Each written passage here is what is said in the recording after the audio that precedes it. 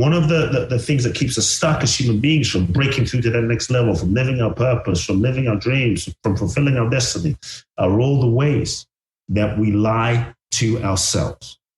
As human beings, we BS ourselves and we lie to ourselves all the time as a form of self-protection, self-preservation, staying in our comfort zone. We stay in relationships that we know aren't right anymore. We stay in a career that we know is not in alignment with our truth and our destiny anymore. We hold ourselves back. We say yes when we mean no. And so, question I had to really sit with at that stage, and the question I would invite everyone to think about as a beginning point is, what lies am I telling myself? Hey, it's Rocky. Welcome to Richer Soul. Today's guest is Kute Blackson, who's going to share the magic of letting go.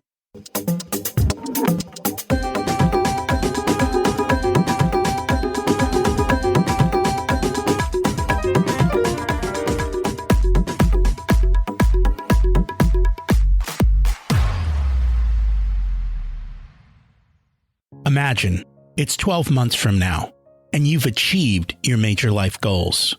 How does it feel to be in the best shape of your life? To wake up energized, excited about the day? To have great relationships and friends who support you and propel you forward? How does it feel to have an excess of money, to be able to make the choices you want? To be fearless and open to trying new adventures? Imagine being connected to the universe and it providing everything you desire. It's possible over time, and your past does not dictate your future. The only thing holding you back from this vision is you. It's time to take control of our thoughts and use them to our advantage. Welcome to Richer Soul, where we achieve our dreams and create harmony to health, wealth, relationships, time, and spirituality. If you have not had a chance to listen to episodes 1 through 9, I encourage you to go back and listen to the framework behind Richer Soul and how to create the life of your dreams. You can also find all the show notes for this episode at richersoul.com. Today's quote comes from our guest Kute's book, Stop Resisting Your Calling. Stop refusing your greatness. Stop dimming your light. Stop hiding your gifts. Stop fighting your purpose. Stop arguing for your smallness. Stop crawling in the mud. It's time to say yes to the real reason you were born. This is when you access the magic. And then life will give you the wings to fly. That's the reality. We prevent our greatness. We hold ourselves back. It doesn't have to be this way. Society and school also have a way of pushing us down, keeping us from flying. Before we continue on that, let's review last week's action step, which was take action on something you want. Decide what that is and take the first step. See, it all goes together. Finding your way to the life you really want to live, and then just taking another step in that direction. The first step is always the hardest, and once you take it, things become easier. And remember, you can always start with the tiniest of steps. It took me forever to let go and find my way. I am still working on it. Our guest is going to share the power of letting go. It's not easy, and many times we don't realize how much we are holding on to. This small little shift in mindset and letting go of our ego can make a tremendous difference in life. Seems like we've got a theme going again lately. Our guest, Kute Blackson, is a beloved international speaker and transformational teacher. He offers a fresh, bold look at spiritual awareness for a whole new generation. Born in Ghana, West Africa, Kute's multicultural upbringing as the child of a Japanese mother and Ghanaian father has spanned 4 different continents. His unique lineage lays the foundation for his approach to breaking down barriers and unlocking an individual's true gifts and greatness. Let's meet Kute. Welcome to Richer Soul, Kute Blackson. It's great to have you join us today. Thanks for having me. And I'm excited to learn from you. So let's start at the beginning. What was it like when you were growing up, and how much did your family and school teach you about money? What was it like when I was growing up? Just the context of my upbringing, I think my upbringing was somewhat interesting.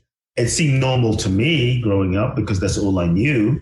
But a lot of people let me know that it was a little strange, a little different. I grew up, I think, in a very mystical environment. In that, I was a very empathetic kid, so I always felt people's feelings and suffering very deeply. And there was always a deep desire to alleviate people's suffering. And for me, I grew up, like my first memories as a kid was literally seeing a crippled woman crawling on the floor. She picks up the sand that this man walks on, wipes it on her face and stands up. And week after week, I grew up seeing blind people see and deaf people hear, and people stand up out of wheelchairs. And the same man whose hand she picked up would look at a person in a wheelchair and say, stand up. Why are you in this wheelchair? Put his hands on it. They would stand up. Blind people see. So incurable diseases being cured. And so this man was my father. He was considered the miracle man of Africa. A lot of people think, really? Is that true? I grew up seeing this stuff day after day, week after week. So it really didn't seem like anything unusual or that different or that significant.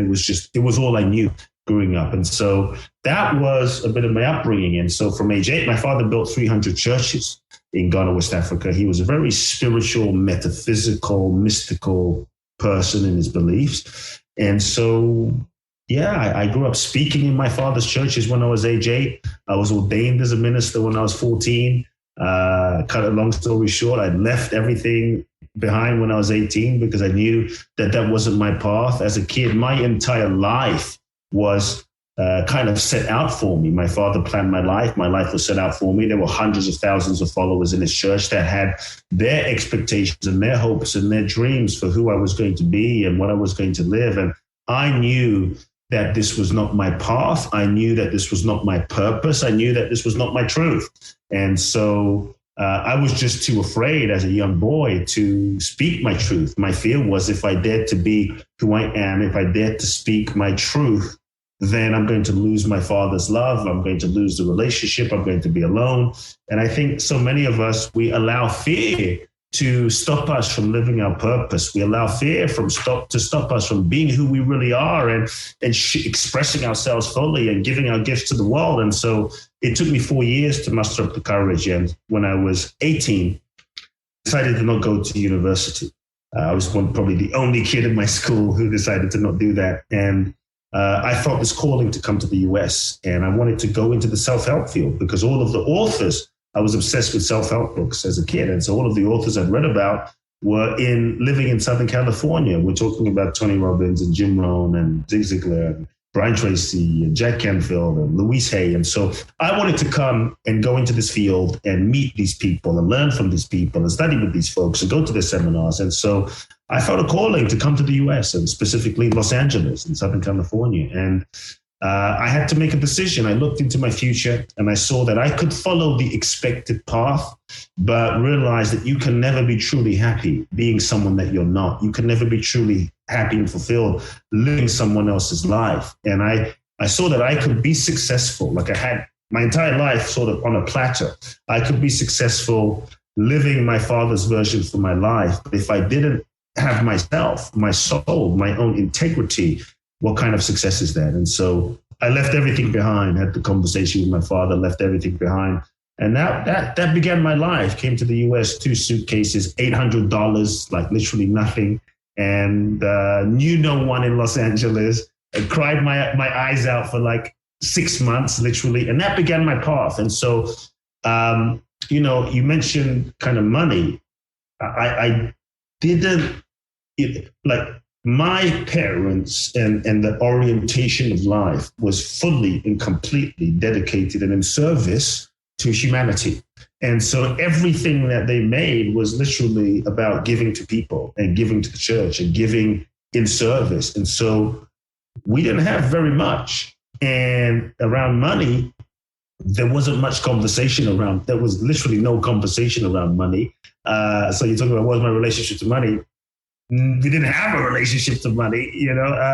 My bedroom was so small, so tiny that you could barely put a one person bed in it and sneak through. I mean, it was so tiny. And so we didn't have a lot. We didn't have much money. I hated growing up. We grew up in the poorest part of London at the time, Brixton, which has become hipster now, but Brixton when there were the riots, Peckham when it was one of the most dangerous parts of London. And so my perception of London was I hated it because it was just poverty stricken, and didn't know that there was a whole nother world in London and possibilities if you had money. And so I grew up without very much. We didn't speak about money. I was told money wasn't important. Money doesn't matter. It wasn't about money. It was just purely about being of service, living one's purpose, which I think there's some level of truth to that. But my perceptions around money have shifted a lot since as well, to be able to integrate that into my life and receive abundance. And so, yeah, we struggled a lot financially. So for me, the belief around money growing up as a kid was, money is not important. Money is not spiritual. Money is scarce, and it's not this significant thing in life. And that's how I grew up. I came to the US, $800, knew no one, and had no money for years. Literally years. Literally, I was purely following my purpose, purely following the calling in my soul. Didn't care about money. Didn't care about business. Didn't care about making money. I just wanted to help people. I just wanted to make a difference in people's lives. And in a sense, I did it for free. I would have done it for free. And obviously it's become a business. But for me, it was like, I was the kid that I would, because my room was so tiny and my dreams were so big, I would sneak into my father's church, because we lived literally behind my father's church. I would sneak into my father's church in the middle of the night. And as an 11-year-old kid, 11 to 18, I would speak and give seminars to the empty chairs. Imagine in the darkness, imagining people being transformed, imagining lives and individuals being transformed. And so for me, I went into the sort of business of self-help and personal development, not for money, but because of love. And so yeah, I think over the years, I kind of realized, well, in order to impact people and to reach people, you need money. In order to feed people, in order to make a difference, you need money, at least to play the game in this domain. So that's how I grew up around money. That's an interesting backstory. And there's a lot of things in there that are, and I think a lot of us face this, with your parents, is if you don't follow what they told you to do, you feel like you're going to lose their love, which I heard you kind of say. But here you are with a man who's essentially healing people. Yeah. And most people think of it and they say, well, that guy's just trying to con everyone out of their money, but he doesn't have any money. It's strange. My father liked money, but he really also didn't care about money. It's a strange dichotomy, because you look at a lot of the healers, the mega church people today. Like my father had a mega church, technically like 5,000 people every Sunday in London. It was kind of a mega church before there were mega churches. And if you look at the mega churches in America today, they are serious businesses. I mean, this is serious money-making machines. T.D. Jakes, Joel Osteen, Hillsong. These are corporations. And so my father really didn't care about that. I mean, yes, he liked money, I could tell, but it wasn't a business to him. And so we didn't have a lot, Yeah, people say, oh, these people are conning people. All I know is how I grew up. I can't speak for these other people. How I grew up as a kid, I just saw things happening in front of me day in, day out. This is no cameras, no YouTube, no social media, nothing to really sell. I just saw stuff happening that was my reality, Yeah, it was interesting. So I didn't think anything abnormal of it. I didn't think anything unusual about a person standing up out of a wheelchair. So the cool thing was I grew up with the sense that everything was possible, like a sense of limitlessness to life. How was he able to do that? The miracles. That's an interesting question. Wow. My father and I weren't close. and because he was always this iconic figure, right? And always working. And when I got into my 20s, I finally had a real conversation with my father. And I asked him the exact question, like, how are you able to do that? Like, I've seen some stuff as a kid, like, this is how? And I know it's not gimmicks and games because I know this guy, I see it, and there's no shenanigans going on. So how? And to my father's credit, as a very strong African male with kind of a big ego, what he said was very telling. He simply said, a lot of people might have some sort of bravado about miracles. And he said to me, son, I don't perform these miracles. I have nothing to do with these miracles. He says, all I do is I get myself out of the way. And he said, it's God that does these miracles. I just hold the intention, whatever you believe, God, the universe, the infinite. But these were his words. I don't do the miracles. I get myself out of the way. It's God that does the miracles. I just hold the possibility for someone's healing. I simply see the perfection of their soul. I see the perfection of who they are. I see the perfection of their divinity, the truth of who they are, not the physicality, not their personality. I just see the perfection of what they are, which is an expression of the infinite, whole, perfect, complete. And I see that so clearly, and that's my intention. And he simply said, if another person is able to meet me there and believe, they're open to that and they're able to see. To me, I think he acts as a mirror, right? To see who someone is. And he said, if someone's able to meet me in that belief, then a healing can happen. And so I think it was really honest, because he said, I don't do these. And a lot of people, I think, have some kind of like ownership and doership about, yeah, look at how great I am. And he just really didn't have, in a strange way, he had quite a humility, knowing that it wasn't him that really does anything. And I think that was very telling, the degree to which he was able to just get himself out of the way and allow the healing to happen. So in spite of all of this, you ran away. You show up, you're in the U.S., you've got $800. What happened? Yeah, I should say this. I looked into my future and I realized, okay, just to set some context, I could follow the expected path. But I knew that if I followed that expected path, it was going to be a soul suicide. And the reality of that at a young age really struck me.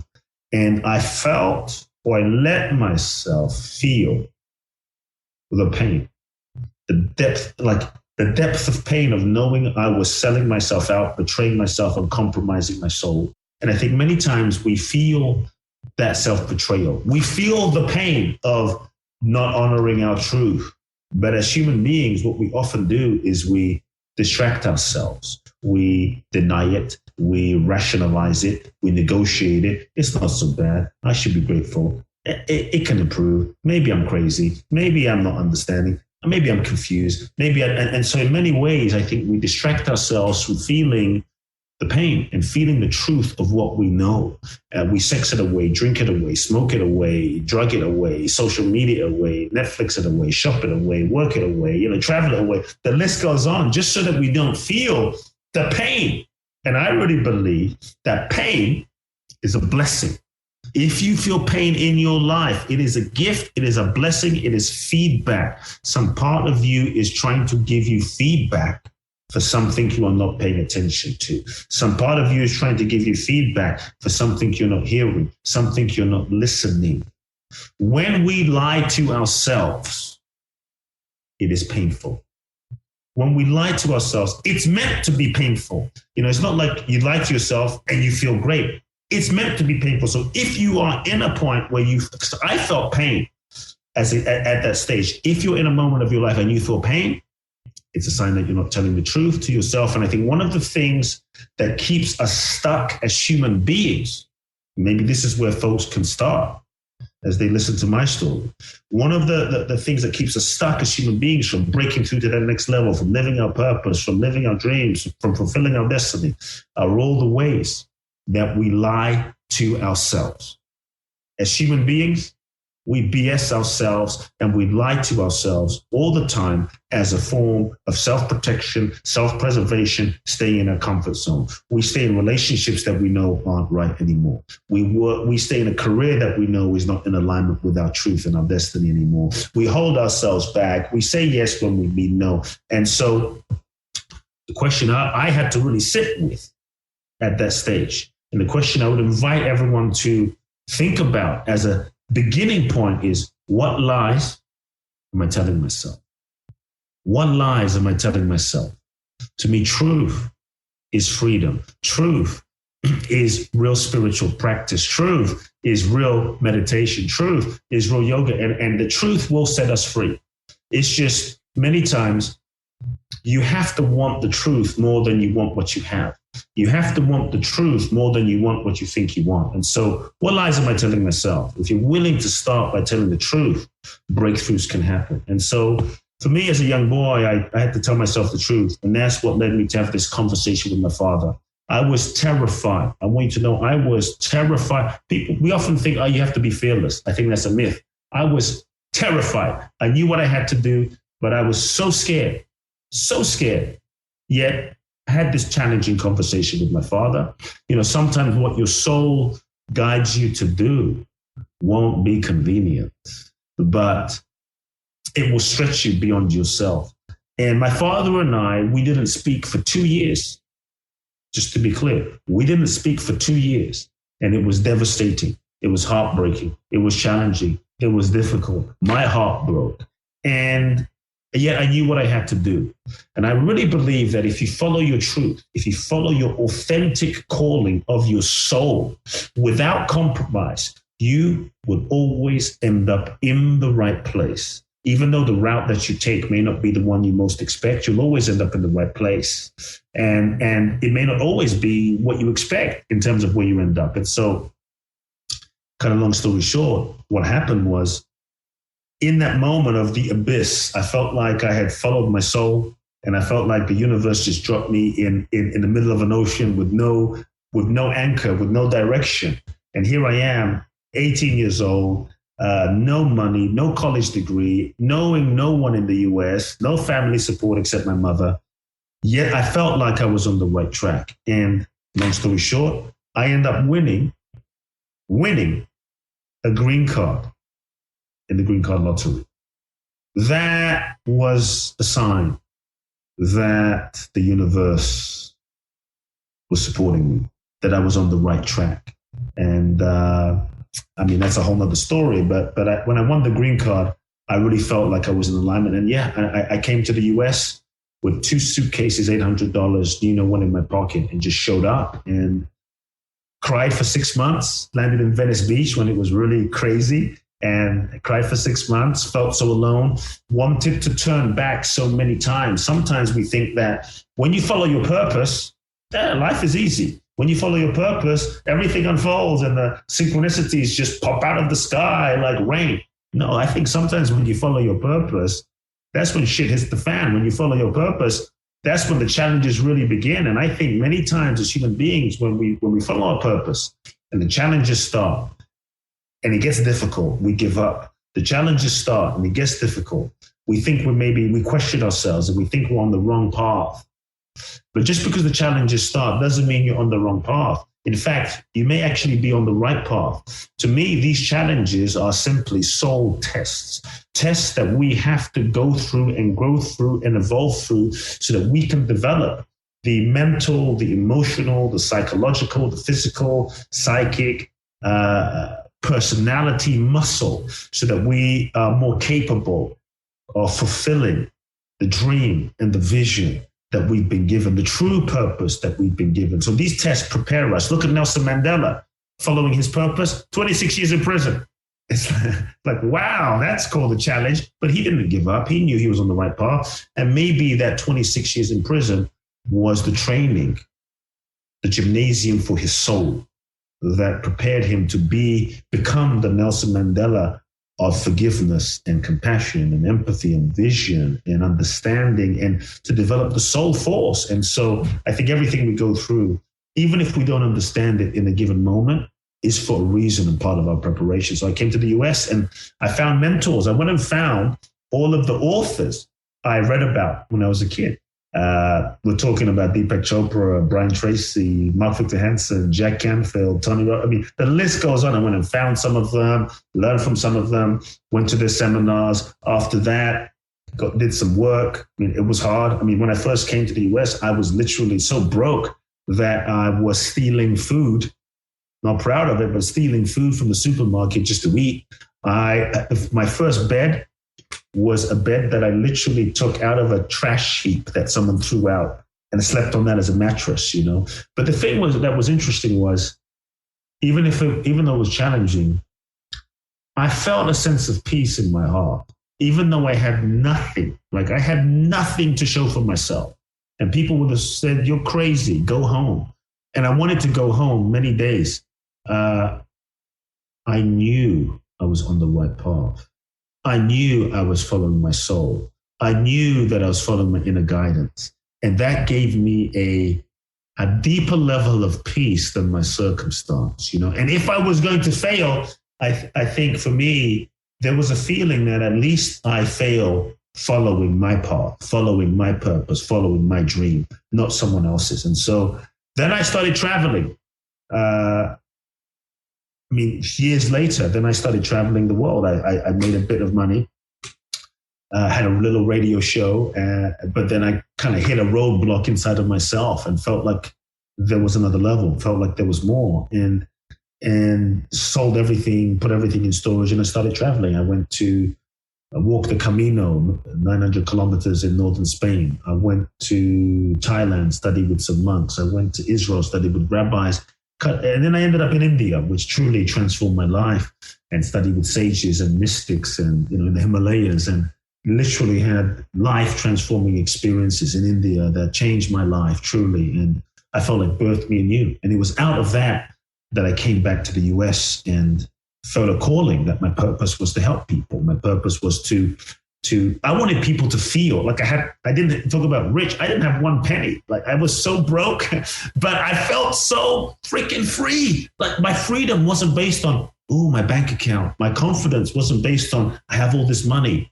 Crazy as it sounds, I just felt such a freedom inside. And obviously I needed to figure out how I'm going to make it in this world. But I wanted people to experience the kind of inner freedom that I had, that wasn't dependent on anything. And then I came back and I worked with one person, because one person was like, "Wow, you seem so happy. Like, what's the deal?" And we started talking, and I became a coach. Didn't know what a coach was 20 years ago, but became a coach before it was popular. And one person came, and then he sent another person and another person. And then my coaching practice and process just evolved. And before you knew it, people were flying in from around the world. I started making some money. People literally flew in from all over the world, and CEOs and people, a lot of folks that they seem to have every reason to be happy. They had money, and they came to me and they would say, "Kute, I've made millions and millions of dollars. I've made hundreds of millions of dollars. I've achieved this. I've achieved that, and I'm miserable, and I don't understand why." And I think sometimes when you're pursuing a dream, you have hope that fulfilling that dream is going to make you happy. The challenge is when you achieve that dream and it still doesn't make you happy, you're kind of screwed, because now the very purpose that you had, that you thought was going to make you happy, doesn't make you happy. It can be more depressing. And so a lot of these folks came to me and they said, "I've achieved what I thought would make me happy and I'm not. And I really want to find out like what the deal is." And so I started helping people, and that's what began my journey. You mentioned you went to India. Yes. And let's talk about this, because you literally went to find the wise man on the mountain. Literally. Can you share that story? I mean, I had several, I'm not sure which specific story you're referring, because I had several encounters with wise men and enlightened beings and sages and mystics and charlatans, and, you know. So actually, let's pause right there. Yeah. This is where people struggle. How do I know who's really a wise man and who's a charlatan? Okay. Oh, now we're getting deep here on the podcast. Not that we haven't already. It's a very good question because I think there are a lot of fake gurus and fake teachers these days, and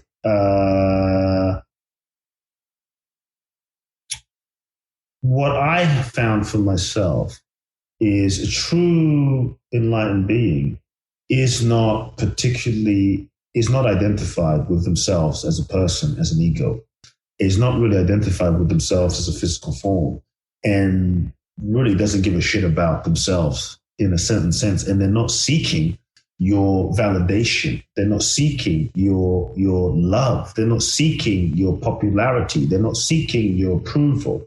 A true guru, the word guru means destroyer of ignorance. A true guru does not have any agenda other than truly helping you free yourself from your own self-identification, helping you free yourself from your own stories and your illusions, and reflecting back to you who you really authentically, truly, truly are.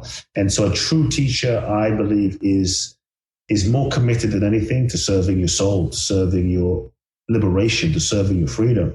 And I think you can feel that because they don't have an agenda. They're not necessarily like trying to hustle you for money. That they're not trying to scam you. They're not trying to love me, love me, love me. There's a centered restedness that they have, that they're just rested in the center of their being, transmitting the truth of what they know. And I think one thing that's also important in looking for a teacher is many times the mistake we make as humans, as seekers, seeking answers, is we sometimes look for a spiritual teacher or a guide that reinforces our current belief system. Like, oh, I like this person because they believe what I believe. Oh, I agree with so-and-so. I agree with what they say. Oh, yeah. And then we feel better about ourselves because they agree with us, right? Their teaching fits into our idea. And a true teacher is not someone that will agree with you or you may not agree with us. So don't look for the teacher that fits into your identity. Look for the teacher that expands your identity. Look for the teacher that challenges your current belief systems, that challenges your current reality, that challenges your current model of the world, because that's what takes you beyond yourself. And so I was blessed, to be honest, to find some really profound, enlightened masters in India. And one of them I met on the mountaintop. You might be referencing to this one, in the middle of Kerala. And one thing about him is he didn't give a damn about fame. He didn't care about name. He didn't care to be known. He didn't care about self-promotion. He really didn't care. He was just on the mountaintop meditating, being, and whoever wanted to come to him came to him. He didn't care about reinforcing his sense of self. He wasn't out there putting himself out there, promoting himself to the world. He was just on the mountain. And I heard about him through someone who heard about him, who hadn't met him, through another person who heard about it, who heard about it, who heard about it. And 20 generations before that, someone met him. And so when I heard about this person, I'm like, I have to go find him. And so, riddled with heat and kind of diarrhea, I got on a train that took me 34 hours from Mumbai all the way down, maybe more, down to Kerala. Got off the train trying to find this guy. The guy has no ashram. The guy has no temple. The guy has no great following. I'm like, how the hell do I even find this guy? And that was an ordeal and a test in and of itself. And I ended up finding this guy because one person in town knew another person who knew him. So they took me up the mountain, dropped me off, and I walked into his house. And he was a very simple man and a very humble man. I think one of the ways you can truly tell is that the teacher has humility. That doesn't mean they're not powerful. Then maybe they're charismatic, but there's a level of humility that they have in that they don't take themselves particularly seriously. And I think that's a profound way versus like, hey, look at me, look how great I am, look how amazing I am. Big sign. and warning flag, and so he was so humble, so simple. And I almost thought, am I in the right place? This is the guy that I killed myself to come and meet. Like, he didn't have some grand, aura at first. No big flowing beard and a turban and, nothing. Music, light didn't happen. I didn't feel a damn thing. He said, sit down. Let me make you a cup of tea. Great that you're here. Very matter of fact. And I think over the next month, he just invited me to come and sit with him every day.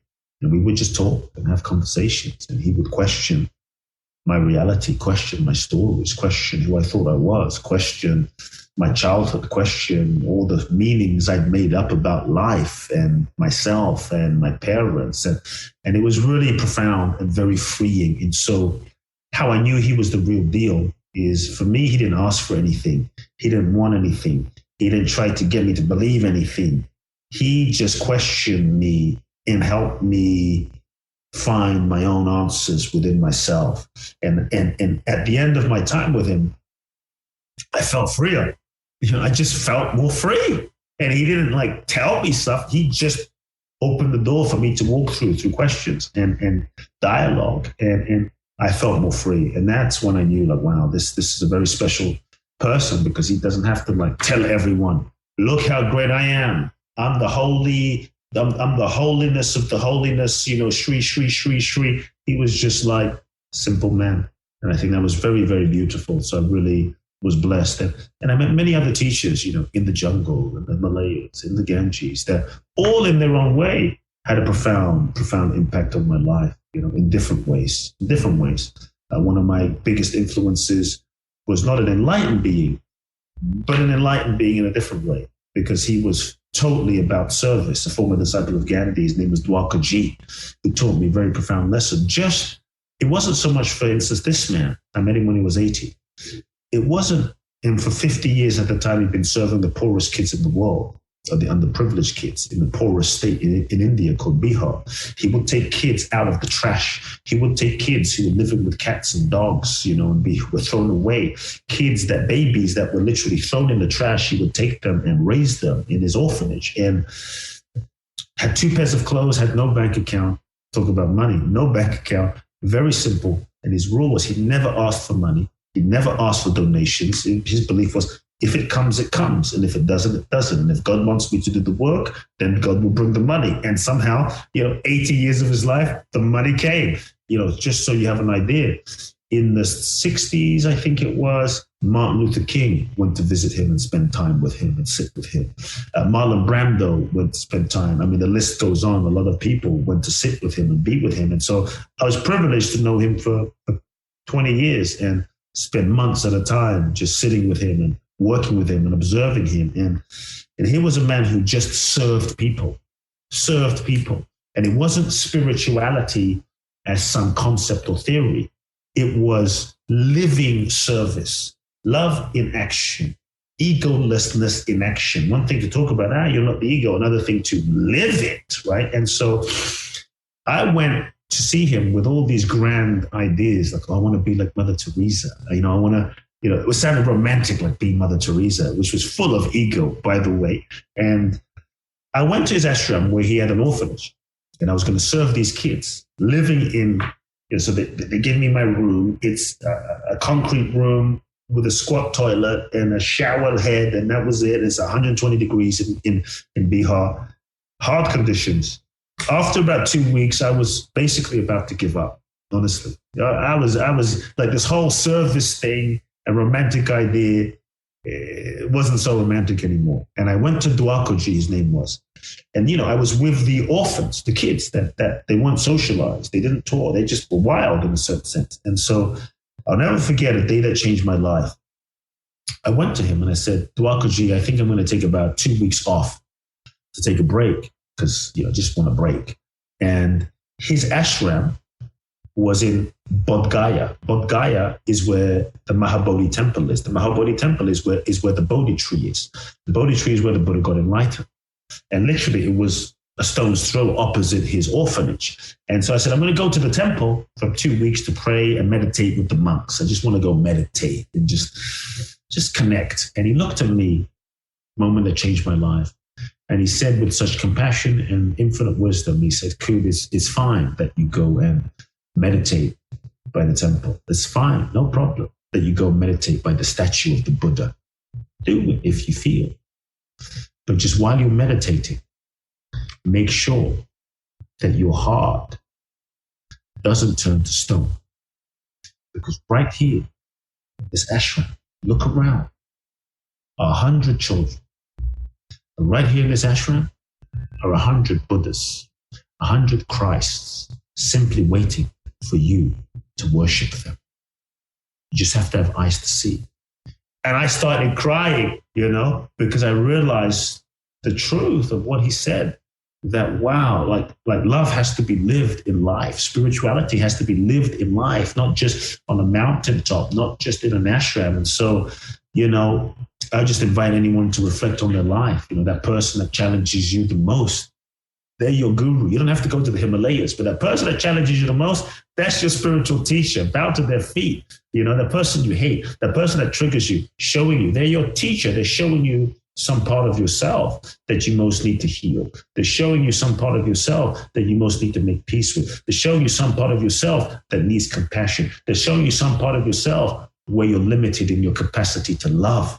And they're giving you an invitation. And to me, all of life is the invitation to love and live love moment to moment. And so for me, there's nothing more spiritual than seeing the essence of someone, seeing the divinity in someone, seeing the truth of someone, seeing the soul of someone, and loving that and worshiping that and serving that in them. And I think that's one of the gifts I got from him. That spirituality has to be lived in daily life.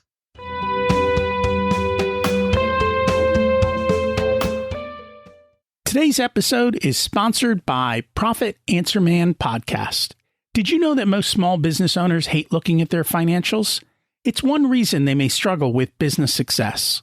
The Profit Answer Man podcast helps them ensure they are profitable and can pay their employees and weather the storms we all have to face. It's built on the Profit First methodology of pay yourself first. The Profit Answer Man podcast is a must listen to for every small business owner and anyone who wants to help them survive and thrive. Check it out on your favorite listening platform.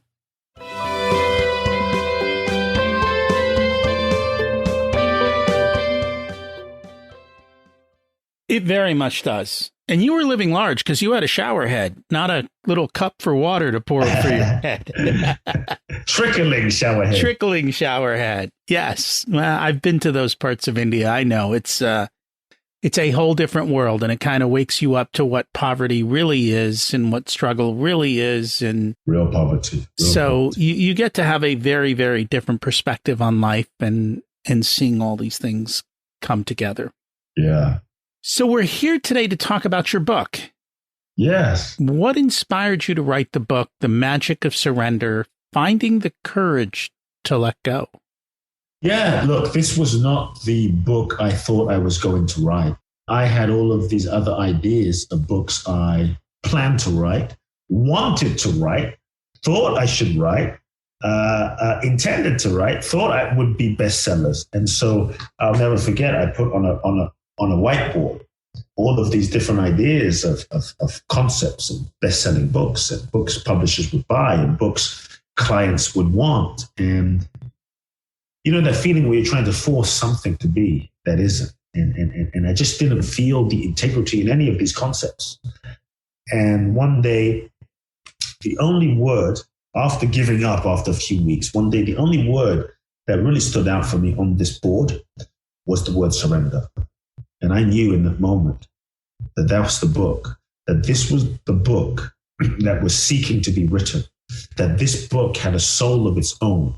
And I was not to write the book. I was just to midwife the book, to be a vessel for the book to come through. And so I had to surrender to the book that was seeking to be written and write it from that perspective. And that's when everything honestly started to come together. My agent, the pub, everything came together. And I would say the book was kind of inspired by my whole life, but the seeds for the book were planted a few years back in that in 2016, my mother was diagnosed with stomach cancer. And she was the closest person to me. I loved her. She raised me. It was me and her growing up. And so the news was kind of devastating and shocking. And so I was living in Los Angeles, and I had I started to fly back from Los Angeles to London every month to be with her during her chemo sessions and to help her recovery. And so I had every intention to help her heal.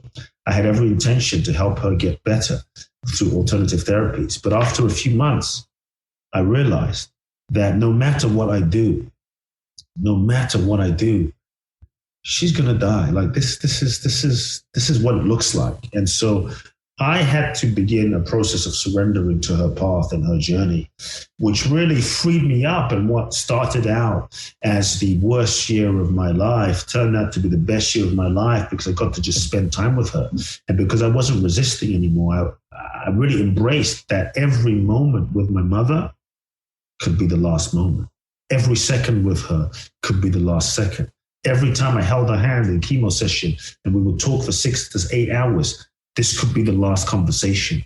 And the only regret I really had was, why did I wait till she was dying to really make the time? I thought there was going to be time, and I realized that there wasn't going to be time. And so I think the seed of the book was planted because during this time, I learned so much just being with her, her grace, her compassion, her equanimity. 6 months into it, the doctors basically said to her, there's nothing else we can do, so get your affairs in order because you're going to die. That's what they say. Could be days, could be weeks, could be months. It's a difficult conversation. And I looked my mother in the eyes in the parking lot of the hospital, and I said 2 questions. Number 1, are you afraid? She looked me in the eyes, knowing that her life was coming to an end. And she said, no, I'm not afraid, because I know I'm not just this body. That what I am is an infinite being. This body is just a temporary vehicle for my soul. And even when my body goes, I'll be with you from the other side. So I'm not afraid. Like, this woman knew who she was truly. And I think in that was a tremendous amount of freedom for her and power. And then I looked at her and I said, is there anything that I can do for you in your final days? I wanted to be a good son and maybe take her somewhere, buy her some stuff. And she simply said, this is where it hit me too. She simply said, there's nothing I want and there's nothing I need. She said, all I want is what God wants for my life. End of story. And I realized in that moment, she was completely surrendered. Surrendered. She wasn't attached to dying. She wasn't attached to living. She was just surrendered to life. She was open to life and whatever it had in store for her. And that was the key to her freedom.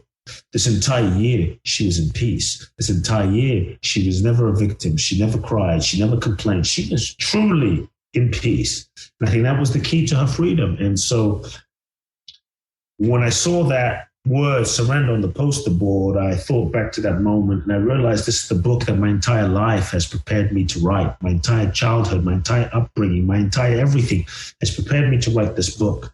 And I think in our culture today, there is this misconception about surrender. Misconception. To me, surrender is the most powerful thing that we can do. My mother surrendered. Surrender is the most powerful thing that we can do, the most profound thing that we can do. It's the key to our next level. It's the key to the real secret to manifestation. That surrender, if you look at the great ones, Jesus, Buddha, Gandhi, Mother Teresa, Martin Luther King, Mandela, Bruce Lee, Muhammad Ali, David Bowie, Elon Musk, right? All of these people at some point, they surrendered themselves. And in surrendering themselves to life, their souls, they transcended their own human limitations and they were able to tap into grace. They were able to tap into the infinite possibilities of life. And that's when the magic happened, true magic. And so there's so many misconceptions about surrender in our culture today. This idea that like surrender is weak.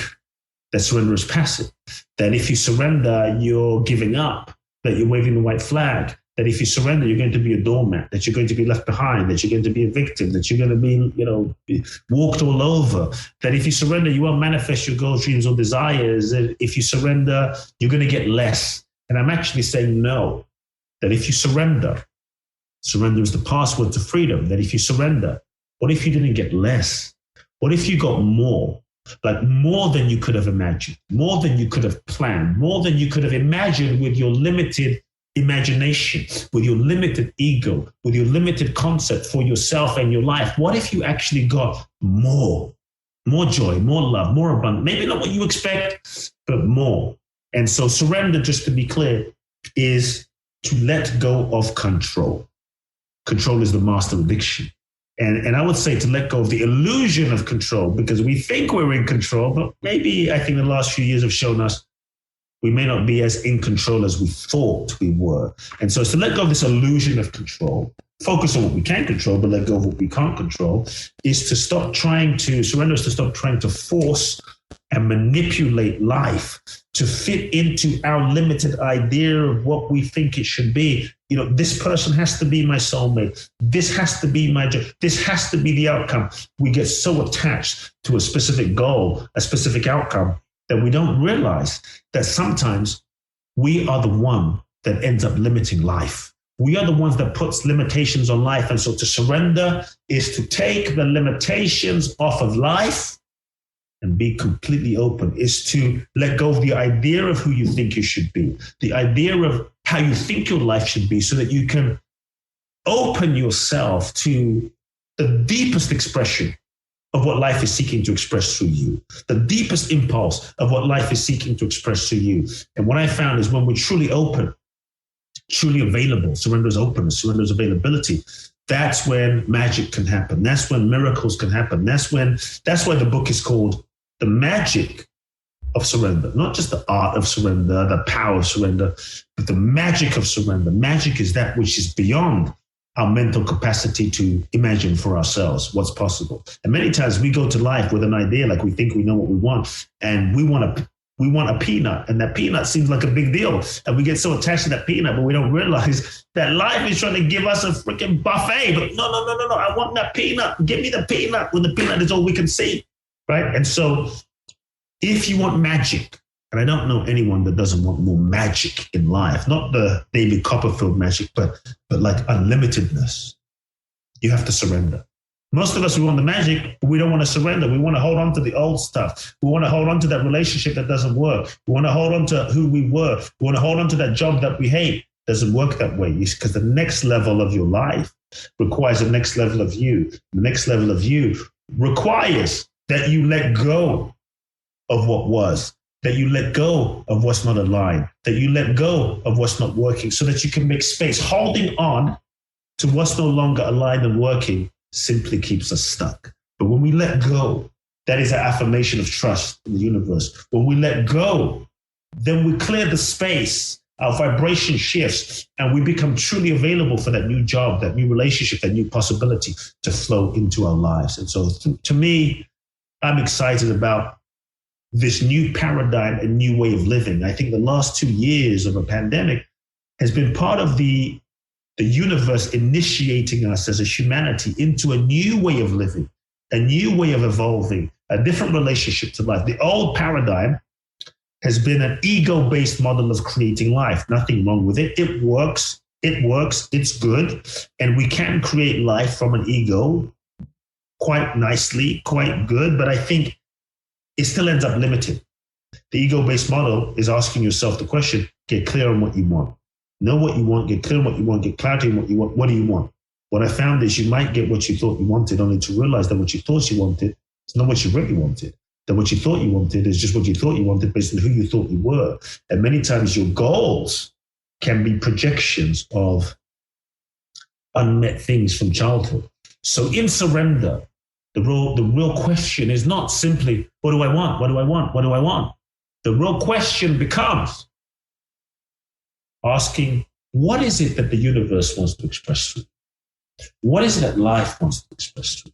What is it that the infinite intelligence wants to express to me? What is it that my soul wants to express through me? The deepest impulse of life that wants to express to me, and to feel that, to align ourselves with what's true and what's authentic, to align your thoughts, your feelings, your visualizations, your actions, your money, your resources around what's true, and then go into action. Then give 100%. Go into action full on without attachment. And so surrender doesn't mean you don't act. It just means what you're acting on is aligned. What you're acting on is authentic. What you're acting on is true. And I think there was somewhat of an analogy in the book, and I've heard it a couple of times in other places as well. You know, for a surfer, they don't try and change the ocean, right? Right. They are sitting there waiting for their perfect wave, Exactly. slowly and catching it. Exactly. And that's really what it's about. Now, you said something that was different than what I've heard. You said, purpose finds you, you don't find it. Yeah, I tell people, stop seeking your purpose. The ego wants to seek and seek and seek and never find. And seeking one's purpose can often, we can spend our entire life seeking our purpose rather than starting to live it. And so what did you do with your whole life? I was seeking my purpose, you know? And so it can be very sneaky to just seek one's purpose and seek one's purpose. And here I am, 60, 70, 80 years old, still seeking my purpose. And so I tell people, stop seeking your purpose. On a spiritual level, let me just back up a second and then get more specific. On a spiritual level, we are souls having a human experience. We incarnate into this human experience. To me, life is the school for our soul's evolution. Every experience, every situation is part of the curriculum for our soul's evolution. If that is the case, the purpose of life is evolution.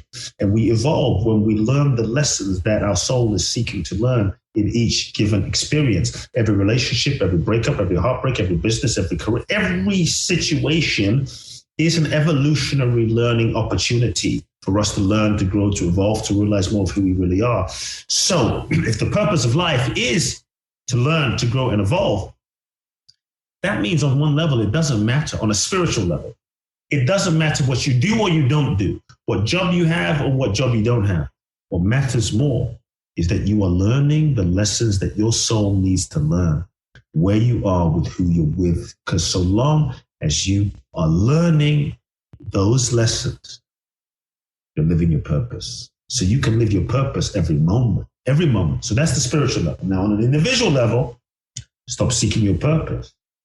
Stop seeking it. And instead, move, because you see, purpose is evolutionary too. So when you're 5, you have a different purpose. And when you're 10, you have a different purpose. And your purpose when you're an 18-year-old kid is different than when you're 30 and different than when you're 40. And it evolves. And so when we try to just figure out our purpose from our current level today, we never end up living it. So I tell people, just move on a human individual level. Just go in the direction of what turns you on. Go in the direction of what lights you up. Go in the direction of what makes you come alive. Go in the direction of what lights your soul up, what feels truly authentic. You don't have to know where you're going or where that job is going to lead or that business is going to take you. You don't have to know where you're going to get to exactly where you need to be, but just go, take a step, lean in, go in that direction. When you move in that direction, you take a step. Life then reveals to you the next step. And you take another step. Life then reveals to you the next step. And each step of the way life shows you, life reveals to you the next step in the process of living life itself. And you end up finding out at a certain point that you end up living into your purpose rather than figuring it out up front. You live into it. And what your purpose ends up being might be something that you couldn't have planned 5 years ago, 20 years ago, 15 years ago, from the level of your consciousness in that moment. And also, when you take the step, the journey that you go on to take that step, there's going to be learnings, growth, lessons along the way. So as you take the step, you're going to learn and grow. You take another step, you're going to learn and grow. If you don't take the step, you don't get to learn and to grow and evolve. When you learn, grow, and evolve, you become more prepared. When you learn, grow, and evolve, you become more ready. And as you learn, grow, and evolve, you learn the lessons, you become more ready for the next step. You become more ripened to be able to live let's say, the purpose for why you were born. And so 4 questions I'd leave people with to really make it maybe really practical. Number 1, kind of alluded to this. What turns me on? What do I love? What lights my soul on fire? What would I do for free? What moves my soul? What makes me alive? It's number 1. If you're seeking your purpose, then ask yourself, what tangible, specific skills do I have? What specific skills do I have? Because people might say, well, I love basketball, but I'm 2'1". You're not going to be a basketball player. Unlikely. Okay, it's not impossible, but unlikely. So if you look at your life, if you look at your experiences, if you look at every job that you've had, likely there's clues there. Likely you did what you did and you experienced what you experienced, whether it was heartbreak, whether it was bankruptcy, whether it was divorce, whether it was that job you hated, because there were certain skills that you needed to learn there, certain skills that you needed to acquire there, that maybe you didn't understand in the moment, but it's a part of you living your purpose. So what tangible skills do you have? Number 2, that can point you in the direction where your purpose might be. Number 3, what problems are you uniquely capable of solving? So what skills do you have, and what problems are you uniquely capable of solving? We started off the conversation talking about money. I always tell people, don't chase money. Don't chase money. Instead, focus on adding value. How can you add value? Because if you focus on adding value, and we add value when we solve someone's pain, problem, or challenge.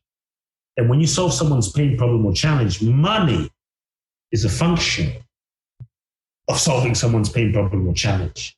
And so the more pain, problem, or challenges you solve, that's true service. Money is an energetic transference of that happening. And so number 4, ask yourself, what group of people do you feel an affinity to? Or on a soul level, what group of people do you feel an affinity to? Maybe you feel an affinity to teenage pregnant girls. Maybe you feel an affinity to, the homeless. Maybe you feel an affinity to the elderly or the physically challenged. I believe that the soul feels an affinity to this group of people because perhaps that is showing you the group of people that you are here to serve. So if you're seeking your purpose, every moment is your purpose. But if you're seeking your purpose, a lot of people say, I want to do some big thing, big purpose. And then we wait and we wait. Start. Just start exactly where you are, exactly as you are, exactly where you are, exactly as you are. Just start by responding to the need in the moment. When you start by helping the one, this is how I began. You start by helping the one. You become more ready. Then the 1 leads to the 2. Then you help the 2, and the 2 leads to the 4. Then you help the 4, and the 4 leads to the 8. Then you help the 8 leads to the 16, and it keeps growing. And many of us, we want to do this big thing and help millions of people, but we're not helping the person next to us. So start where you are, exactly as you are. Respond to the need in the moment. I was going to ask you for an action step, but I think you already gave us one. You've laid it all out. Yeah. And that is a perfect action step for people to take this week, is to start moving in that direction and to just, the action step is just ask yourself the questions. You don't even have to do anything. Yes. Just start thinking about the questions and ask yourself, and then learn to let go and surrender and find the freedom and enjoy life. That happens. Yeah, absolutely. Absolutely.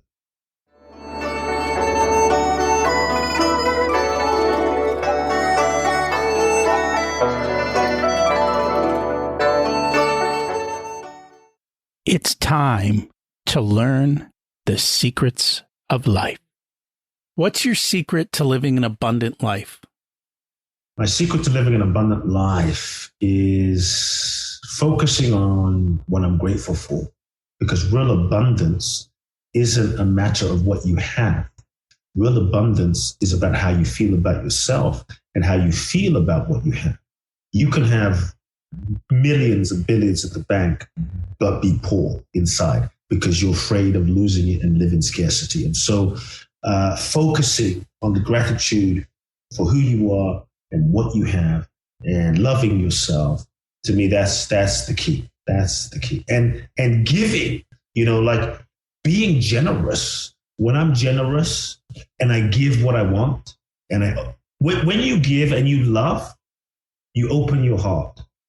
When you open your heart muscle opens, your heart muscle expands.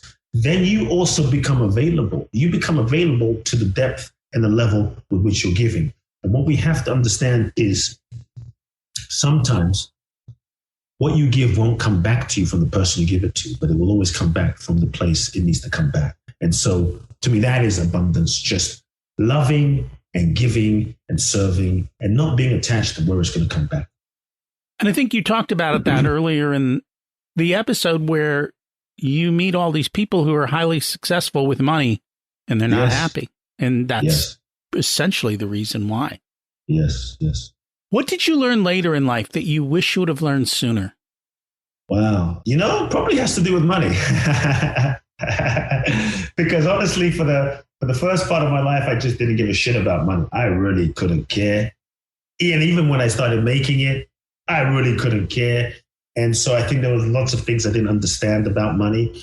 But what I started realizing as I started making it and then not understanding it and getting rid of it, and being not smart with it, what I realized is I started to appreciate it. And I started to realize, wow, to play the game in this life, in this domain, in this dimension, in this simulation, money is an important piece of the puzzle. Not the only piece, but if I want to, like when I go to Ghana where I'm born and I go to my friend's orphanages and she has 300 kids, I can't show up, say, hey, here's my prayers, hope you eat them.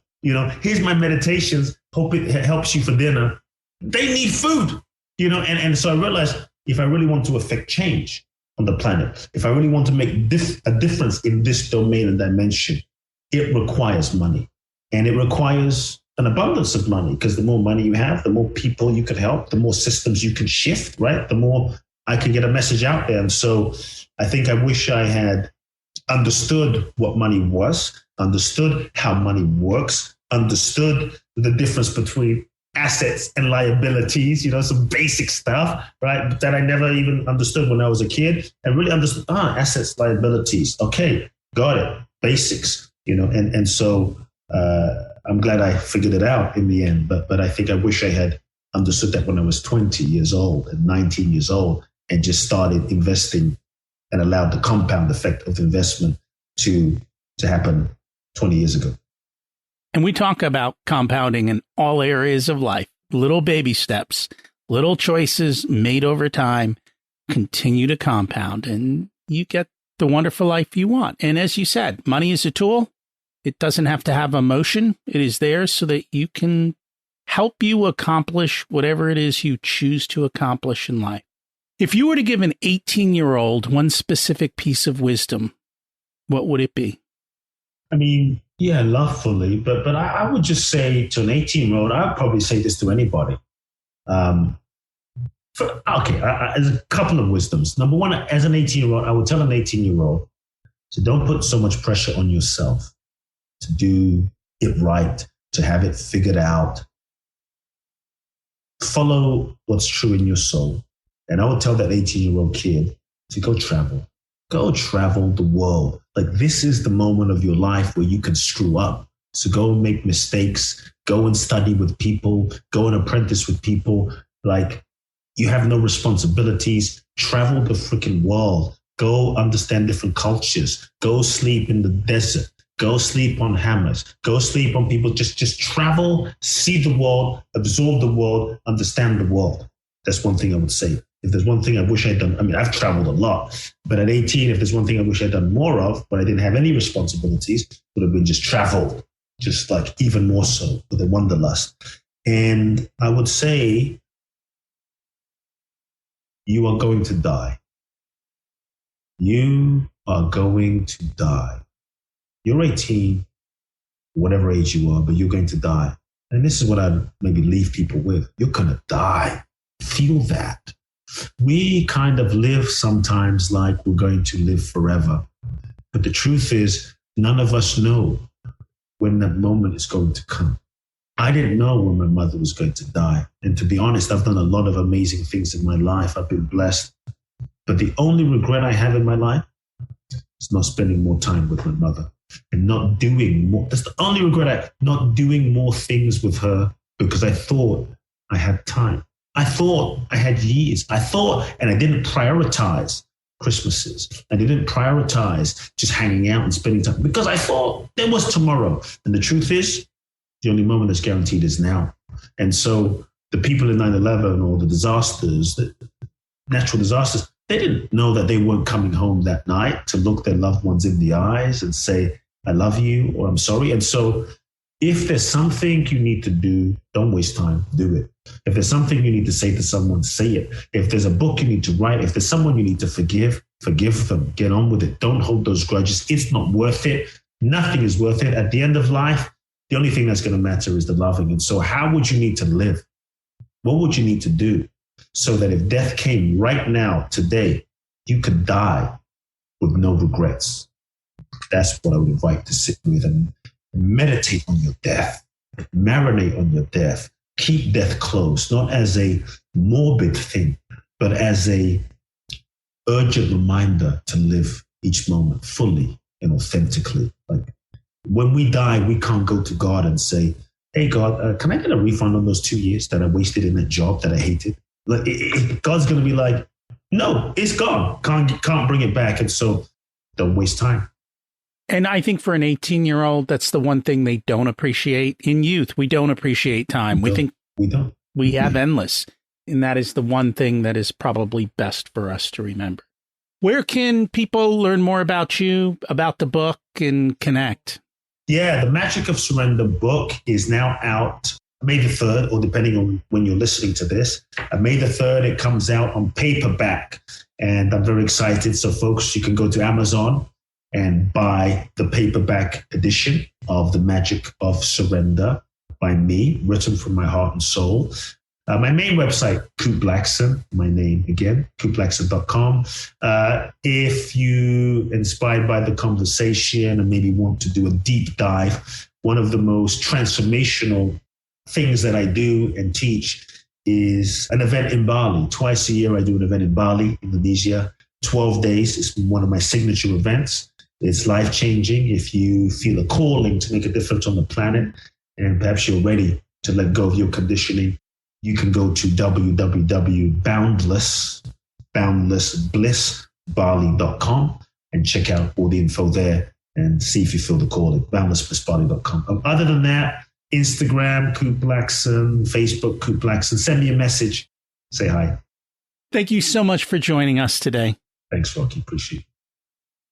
We've talked about our underlying scripts from childhood and how they hold us back. Once again, you see this from a different angle. Money is important, but it's just a tool to help you do good in the world you want to see, and it makes it easier, but it doesn't solve problems. We've spent billions on hunger, and yet we still have the hungry. But I will say it is getting much better. This week's action step: ask yourself 4 questions. What lights me up? What skills do I have? What problem are you uniquely able to solve?